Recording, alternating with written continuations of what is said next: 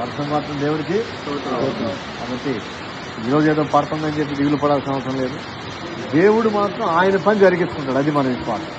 కొన్ని సంవత్సరం చూసాం ఎంత వర్షం పడినా ఏ మీటింగ్ ఒక్కరోజు మీటింగ్ ఆగల ఒక్క పూట మీటింగ్ ఆగిందా? ఆగల.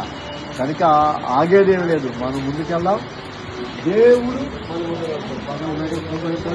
రాత్రి 5 సమయమే ఆయనే, సమస్తానికి ఆయనే ఉన్నాడన్న విషయాన్ని ధైర్యంగా ఉందాం. మన పని మనం చేసుకుంటా. ఆయన పని ఆయన చేస్తాడు. ఆయన పని ఆయన చేస్తాడు. దేవుడి కార్యం దేవుడు చేస్తాడు.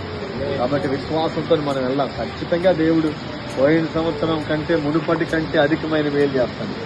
మునుపటి కంటే గొప్ప కార్యాలు మనకు కనుక గడిచిన సంవత్సరం కంటే ఈ సంవత్సరం దేవుని కార్యాలు మనకు తెలియజేస్తాడు. ఆయన కార్యాలు మనం చూసుదుం గాక, ఆయన కార్యాలు మన మధ్య జరిగించుడు గాక, ఆయన శక్తి కలిగిన కార్యాలతో మనల్ని బలపరుచును గాక.